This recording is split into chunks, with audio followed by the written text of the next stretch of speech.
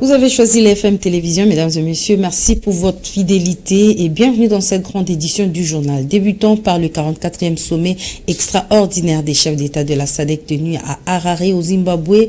Le forum a évalué la situation sécuritaire dans l'Est de la République démocratique du Congo. Les chefs d'État membres de la SADC ont encouragé le président angolais João Lourenço à poursuivre le processus de paix dans l'Est du pays. Je vous propose cet élément de Alain Goma. Les travaux du 44e sommet de chefs d'État et de gouvernement de la communauté de développement de l'Afrique australe se sont clôturés ce samedi 17 août 2024 à Harare, au Zimbabwe.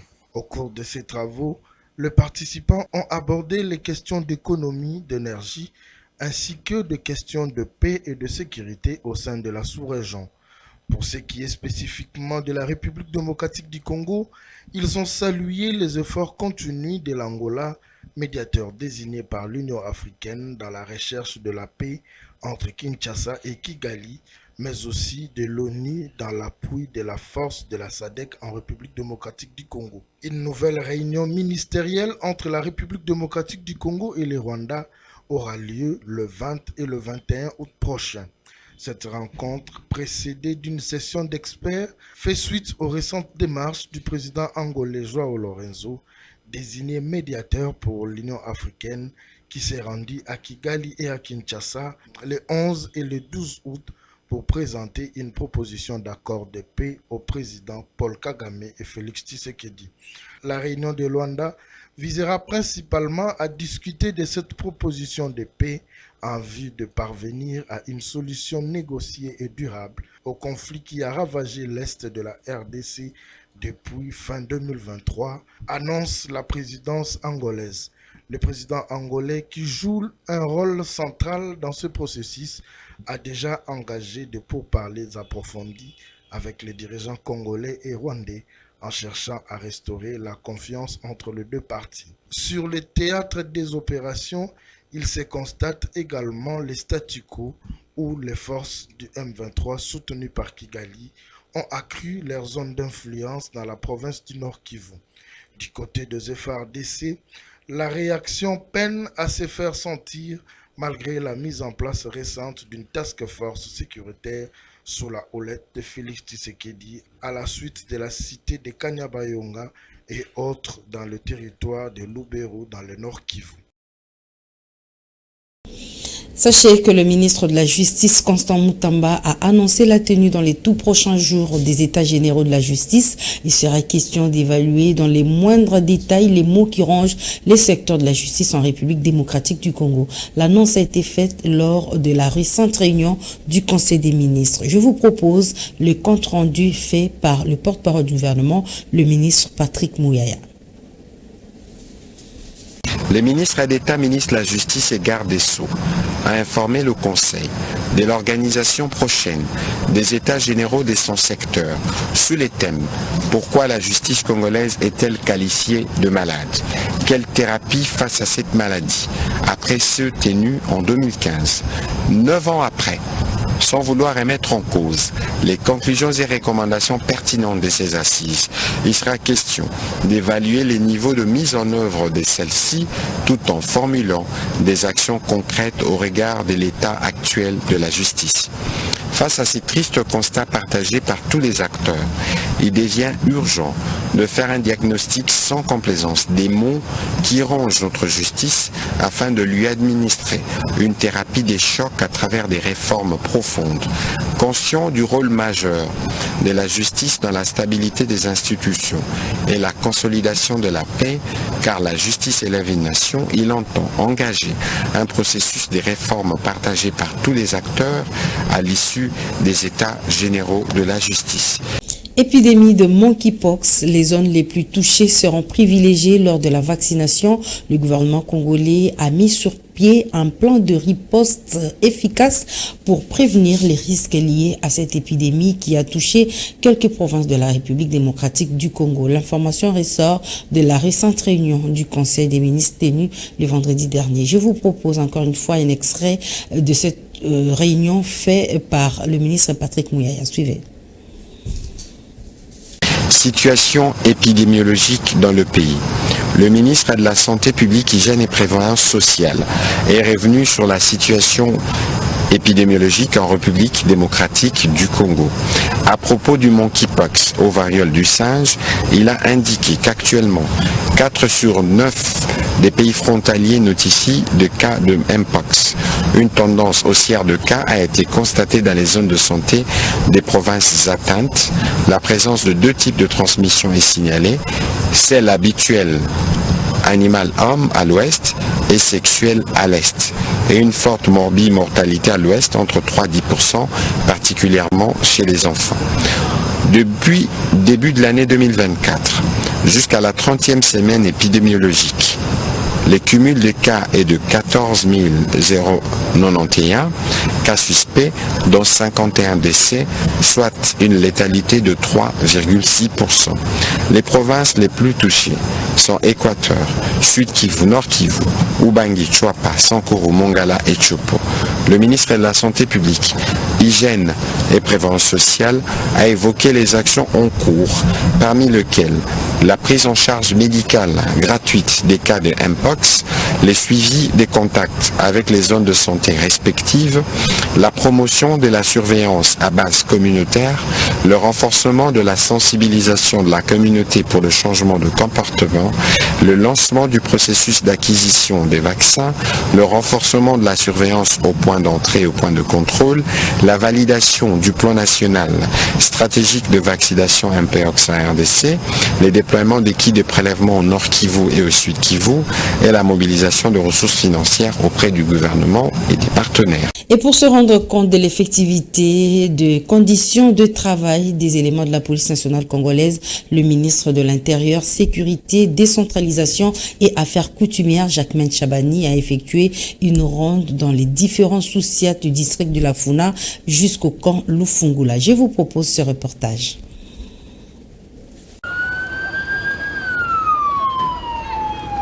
Cette descente personnelle du ministre de l'Intérieur, Sécurité, Décentralisation et Affaires coutumières démontre à suffisance que le ministre Jacquemain Chabani est déterminé à redorer les blasons ternis de la police nationale congolaise. Pour se rendre compte du travail abattu par la police nationale congolaise, le ministre Jacquemain Chabani a effectué cette ronde partant du district de la Funa jusqu'au camp Lufungula.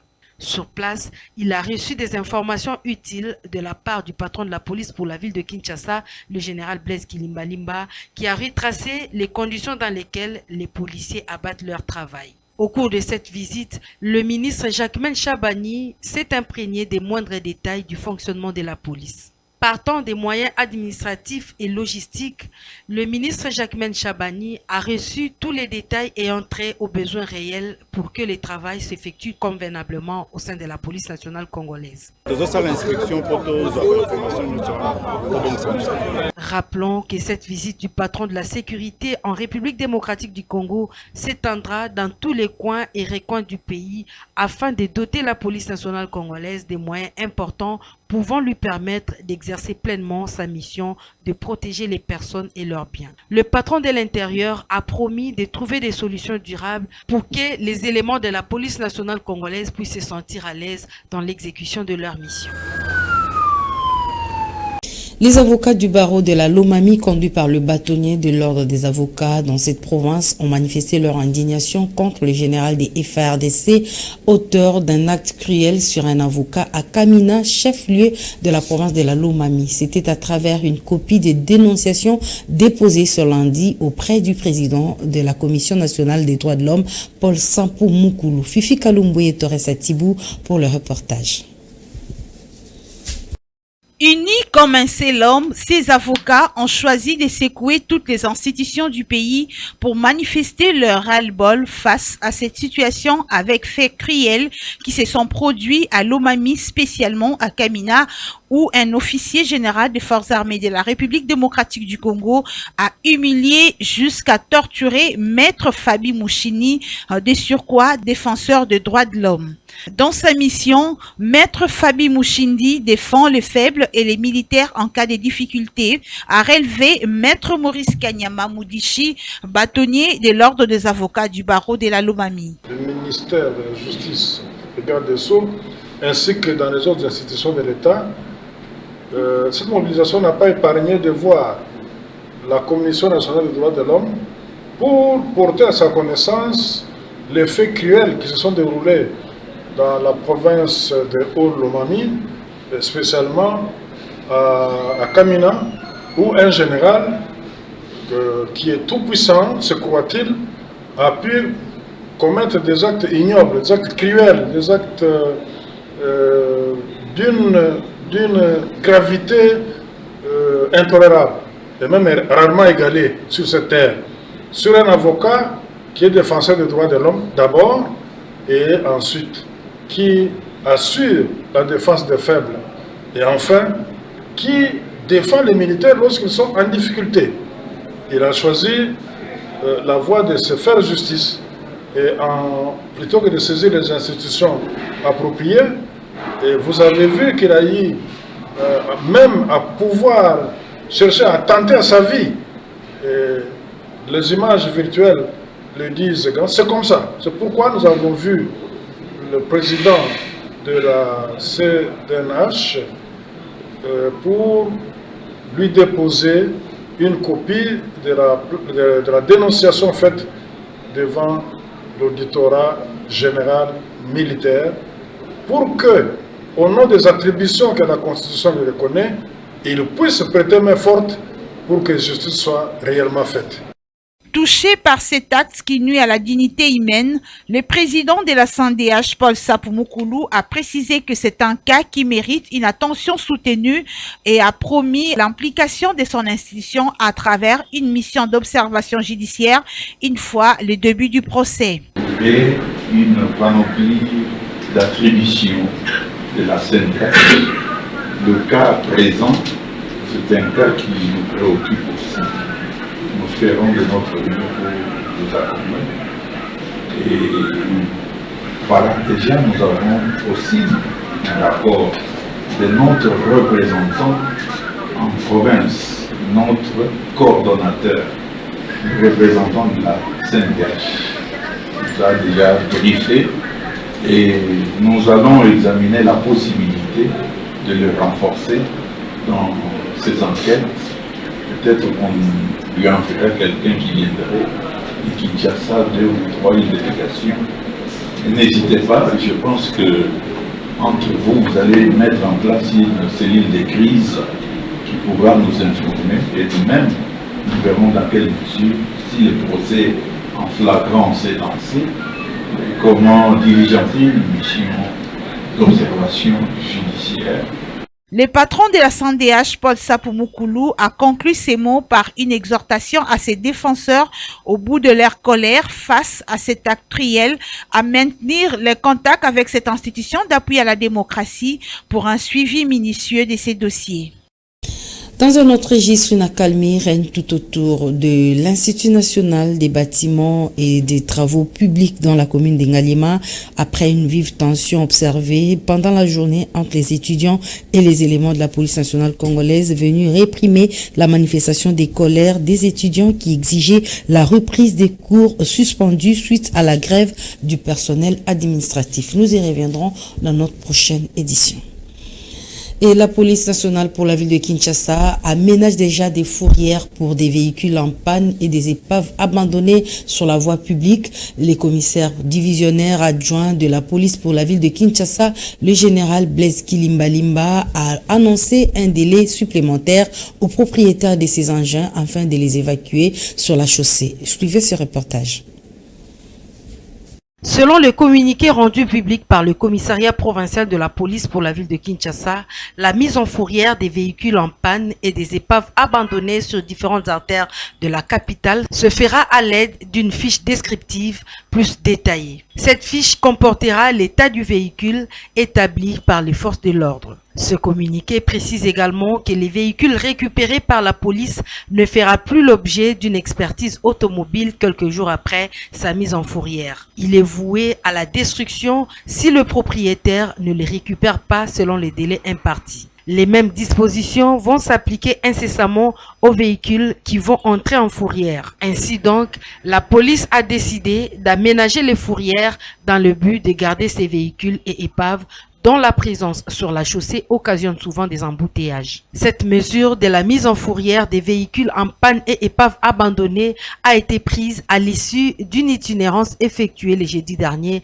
par les commissaires divisionnaires adjoints, le général Blaise Kilimbalimba. Il s'est de noter qu'un ultimatum de 7 jours suivi d'un délai supplémentaire avait été donné aux propriétaires des véhicules et les épaves abandonnées sur la chaussée afin de les retirer sur la voie publique.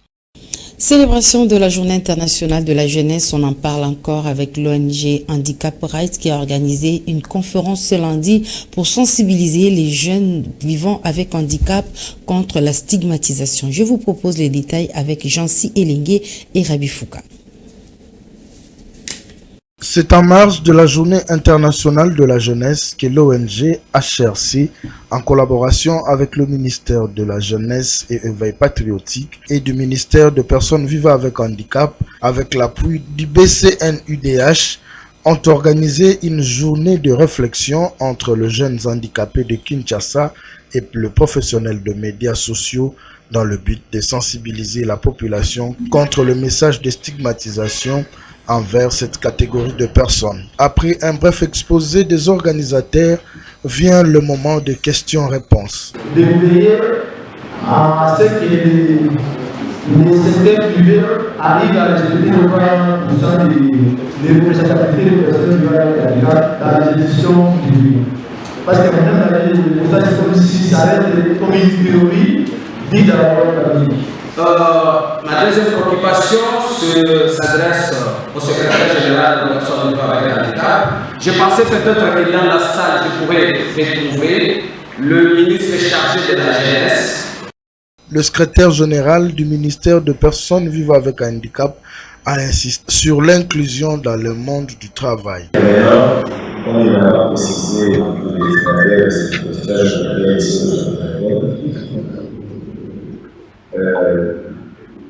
je demandais directement à la deuxième intervenante,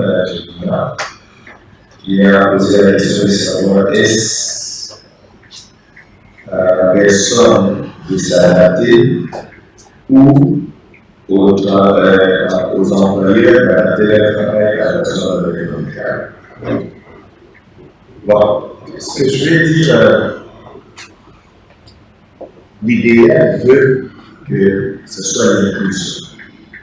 Parce que l'inclusion veut que l'employeur mette les conditions telles que tout le monde soit sur le même pied d'égalité. C'est ça, c'est pour faire à ça que nous voulons arriver. Nous voulons mettre les conditions telles que quand les employés viennent, que personne ne soit marginalisé ou discriminé ou stigmatisé, comme l'a dit M. Corneille. C'est ça, c'est à ça que nous voulons arriver. Quand quelqu'un crée son entreprise, il doit au préalable mettre les conditions telles qu'il y ait accessibilité pour les handicapés mentaux, qu'il y ait accessibilité, parce que l'accessibilité n'est pas seulement physique, elle est aussi communicationnelle. Nous voulons d'ailleurs, je crois que si vous avez le décret relatif aux mesures d'accessibilité, tout y est. Nous voulons que demain, quand nous verrons dans l'UNESCO ici, qu'il y ait des équipes en grand caractère pour les malvoyants, qu'il y ait des boutons sonores pour les malentendants, qu'il y ait toutes les conditions. Il s'y est de rappeler que cette conférence était organisée dans l'enceinte du quartier général de la MONUSCO dans la commune de la Gombe, dans l'objectif de lutter contre la discrimination et la stigmatisation de personnes vivant avec handicap en République démocratique du Congo. En religion, Mangele Silubasa a pris part à la cérémonie de la commémoration du 25e anniversaire de la mort du visionnaire de l'église d'Ibundu Diakintwa Dikiabandwenga, Papa Sungangoma. Le chef suprême de la Crétébem a saisi l'occasion de sensibiliser sur le moratoire du ministre de la Justice dans la province du Congo central, précisément à Lukala, une cérémonie qui s'est soldée par l'inauguration du mausolée érigé à l'honneur du tout premier représentant légal et chef spirituel de cette religion africaine. À présent, je vous convie à suivre Maître Makengo Nteniziama Malundama, qui est le directeur des cabinets du troisième représentant légal et chef spirituel de Dibundu Diakintwa Dikiabandwenga, qui circonscrit la journée de cette commémoration. Nous ne dirons pas que nous sommes une église comme vous êtes en train de l'imaginer. Nous sommes des églises. Si vous voyez le dictionnaire, vous voyez la Bible des chrétiens, vous verrez que ça, c'est un lieu de culte où, disons, l'ensemble de ceux qui croient au Christ Jésus, donc au christianisme. Or, nous ne sommes pas de ces gens-là. Nous ne croyons pas en Jésus-Christ comme notre sauveur. Nous nions pas. Nous savons bien que c'est un sauveur, mais qui n'est pas le nôtre. Pour nous, notre sauveur, c'est Mfumu Kimbangu Diatungunwa. C'est en lui que nous croyons. C'est ainsi qu'on s'abstient, on s'oppose vraiment de cette appellation-là de l'église. Donc nous sommes dans la concorde kimbanguiste authentique. Voilà. Au fait, la journée d'aujourd'hui, le 18 août 2024, c'est presque chaque année en cette date que nous célébrons l'anniversaire ou, disons, la commémoration des... Nous n'appelons pas ça la mort, hein? Nous parlons plutôt de la séparation de l'âme et du corps, parce que chez nous, nos saints ne meurent pas. L'homme noir ne meurt pas, n'est-ce pas? Alors, c'était le jour de la séparation du corps et de l'âme du fondateur de notre congrégation, de notre concorde, et c'est lui aussi l'écrivain de notre livre sacré, la Keluka. Mais cette fois-ci, aujourd'hui, je parle en 2024. C'était, donc cette séparation, c'était en 1999. Donc aujourd'hui, 2024, c'est la 25e commémoration de cet événement-là. Et ça correspondit à l'inauguration de son mausolée.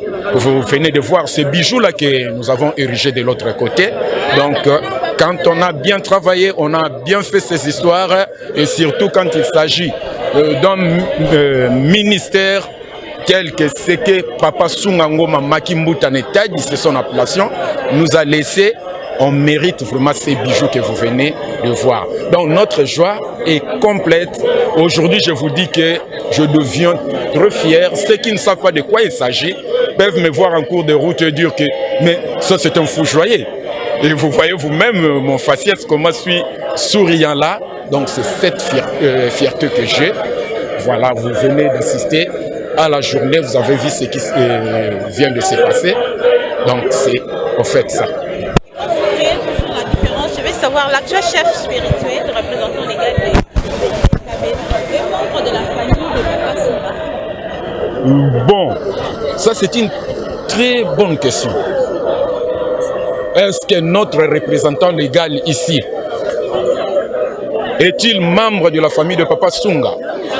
Je vous dis non. Aucun lien. Et si je dis que c'est une bonne question, pourquoi?